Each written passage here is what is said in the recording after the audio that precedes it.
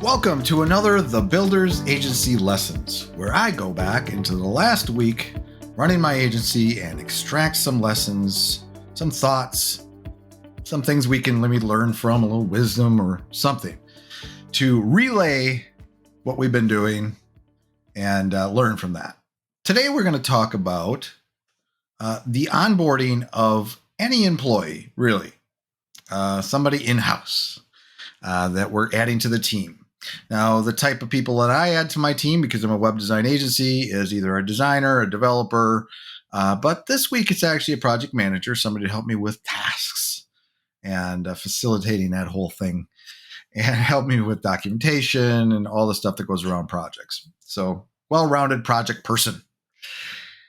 And the thing about it, first of all, the thing that I want to first mention, and just if you have never hired before, this may be surprising to you.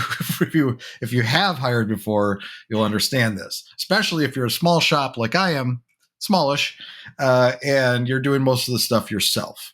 If you are a solopreneur, if you have a small team and maybe you're doing all the management, guess who is doing the hiring? Probably you. And that is in my case. I do not have a dedicated person to worry about HR or hiring and all that good stuff. I'm the guy. So not only do I have to go out and find somebody, but I also have to onboard them and do all that stuff while you're running your business. So here's the thing. So especially with the project manager, I'm hiring somebody to help me stay on top of things and to, as we're growing, the summer's been crazy. We're getting more and more tasks coming in, almost on an hourly basis, but so there's always stuff happening. So my hope is that this person can be a partner in that situation and help me stay on top of things, right? Do some of the things where I can focus on the things that are a little more high value or that I need to be focusing on. So that's great, right?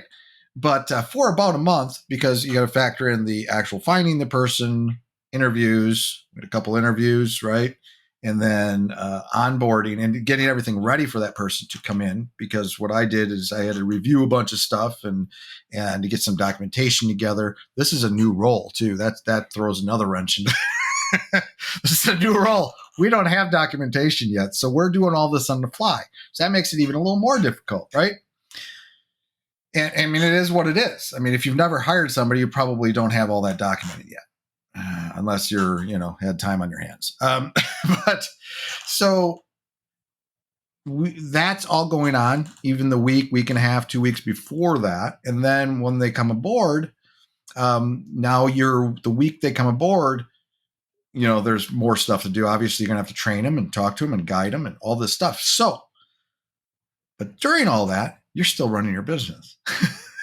So all the things you were doing that motivated you to hire somebody to help you, you're still doing while you're bringing this person on board. So that is what it is. You're just going to have to, eat it or whatever you want to say, right? So great. So now what does the week look like? So that's the other thing I want to talk about here. I'm hoping you find this interesting. So what does the week look like? What does it look like when I bring somebody on board? What does onboarding mean to me?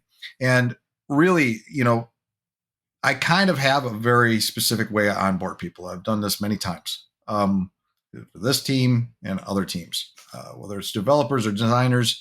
Right? Even this position is pretty similar in structure. The first day, it's just I'll have some things ready for them and some documentation, give them a little bit of access, maybe our community, Slack, give them their email. Their email is the first thing. They get a company email, right? They get that. Which allows them to get access to everything else, but I'll give them everything all at once. Then I want to have a meeting with them and we sit down, depending on what we all have to go over. Might be an hour, might be 2 hours. And we go into detail. And my goal the first day is for them to come in, be introduced to our team, to get access to things. So the first day, 2 days, it's all about access. It's about getting them into all the systems, because as a web design agency, we use a lot of different things. We're from Trello to Slack to Dropbox to other things. And Google Docs, when we obviously get that email, you get to Google Docs right away. Anyway, so all that stuff, right? So that's what we're focused on, and I ease them in. Right? I'm not stressed about the first day. I'm not even stressed about the second day. In fact, the first couple days, it's now them coming into the system and reviewing things and looking at things and learning their way around our little system here, our little ecosystem of people and things and all that. So once that's done, once we've gone through that, I just kind of let them go. I might even not even see them sometimes for like a day or two as they're digesting everything. And then we say, how are we doing? And I think in her case, she said something along the lines of, it's a little overwhelming, but manageable.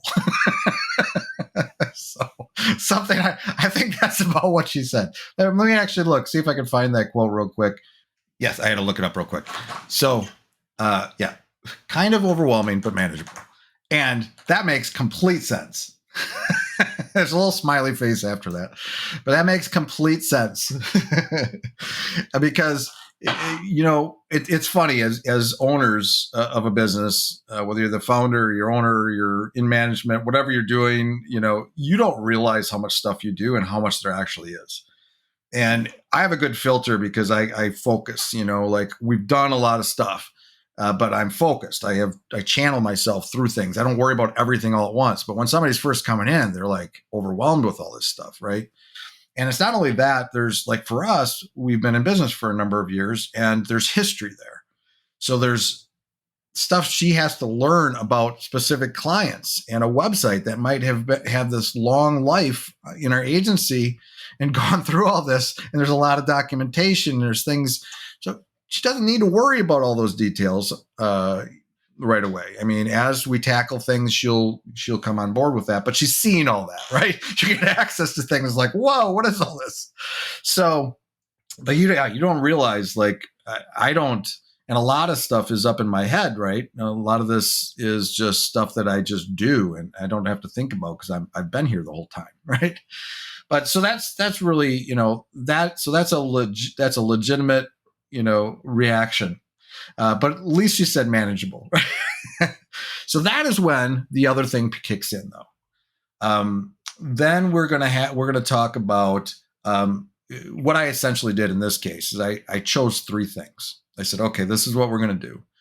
We're gonna focus on these three things, and for this week, in the next week, for the foreseeable short-term future.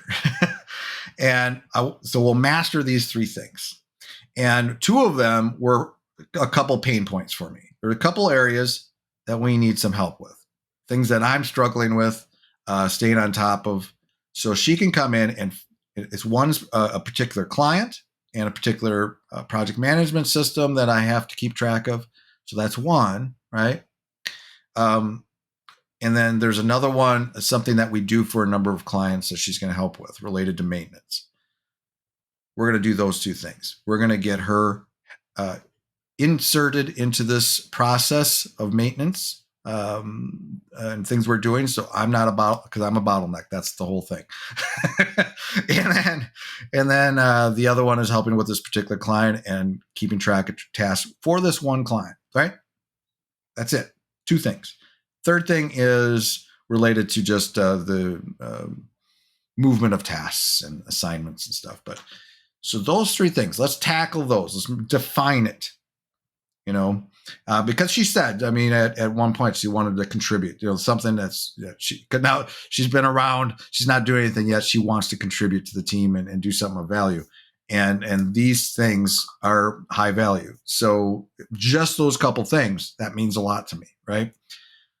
So now basically we're towards the end of the week now.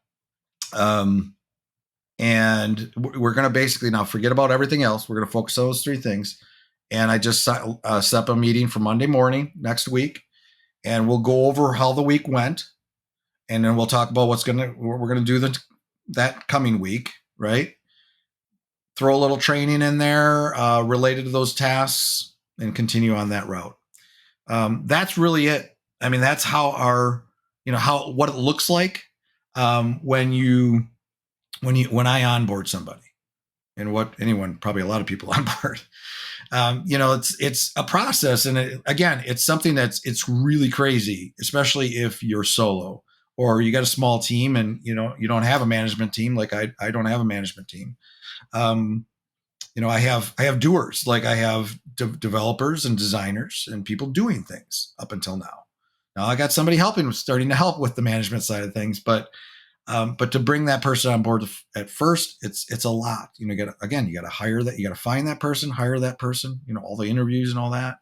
Then you got to figure out how you're onboarding them. You got to do all that, and then you got to try to make that as smooth as possible. But the goal in that first week is that they're going to be overwhelmed. Oh, I know they are, just because I have to give them access to systems that there's a lot there. We have documentation around all our clients. She's got access to all that documentation now. So there's a lot. It's like, whoa. But, she doesn't have to worry about now that she knows the landscape. Now she can zero in and focus. So it's just checking in on her or on that person, making sure that they are okay through the week, right? I kept checking in on her, did a few more videos through the week, a couple more things as things came up. A couple more training videos throughout the week randomly, and we get to the end of the week. But the first week has to be, just comfortable coming in. It's really about, bringing them into the family, and it really is a family here, right? We want to make sure she's comfortable. She meets the other team members, and kind of eases into her role. So now going forward, we'll start focusing a little bit, but that's kind of how it looks for me.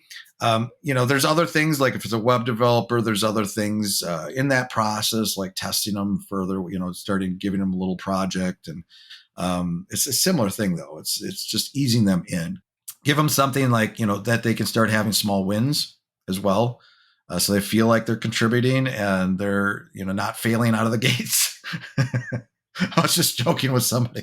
We started working with an agency this year, a couple months back. And usually when you first start a relationship with an agency, this is kind of related, sort of, but usually you start with a small, simple project just to kind of get the flow, communication. This agency, like the most challenging, complicated project of the year for our agency. So my team's like, we're getting it back together, but we're a mess for a second. But that's how it is. Sometimes it's a messy process, but now, over the coming weeks, as she comes in, she will be helping me in a number of areas, and she will become a valuable member of the team. I have no doubt. Hope you found this interesting, helpful. Until next time, take care.